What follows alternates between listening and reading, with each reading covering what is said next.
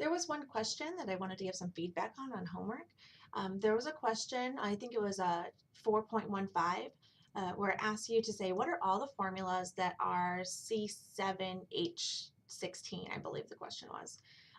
With this question, I got an inkling that a good number of you Googled that question, which is a fine way to check your answers, but I also want to make sure that you think about how you would answer that question if I asked you to do that yourself. So if I had a formula, let's do just something else. I'm going to do something a little simpler just to make it a shorter video. Let's say I was going to do C5H12.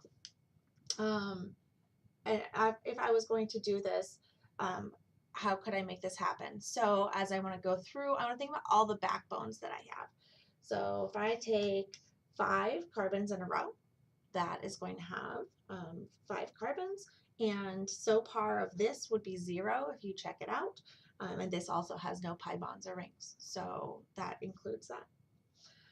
Then I could also take 4 carbons in a row and put 1 carbon off of it.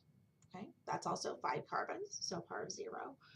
But if I put this and put this at the bottom, that is not a new compound at the 3rd carbon over, because this compound is the same as this compound, so that's not new. Or likewise, if I say I have my 4 carbons in a row, but I put it on the 1st carbon or the last carbon, that is also not a new compound because it's the same as this one here. Okay. So I don't have any there, so 4 carbons in a row, or 5 carbons in a row, 4 carbons in a row with 1 off of it. And then I can go, don't have any more options with 4 carbons in a row, and so I get 3 carbons in a row. Now I need to add 2 carbons. If I add carbons to either end, then I'm changing in my longest line. But I could put 2 methyl groups instead of connected together in 2 separate carbons like that, so that this would be another option.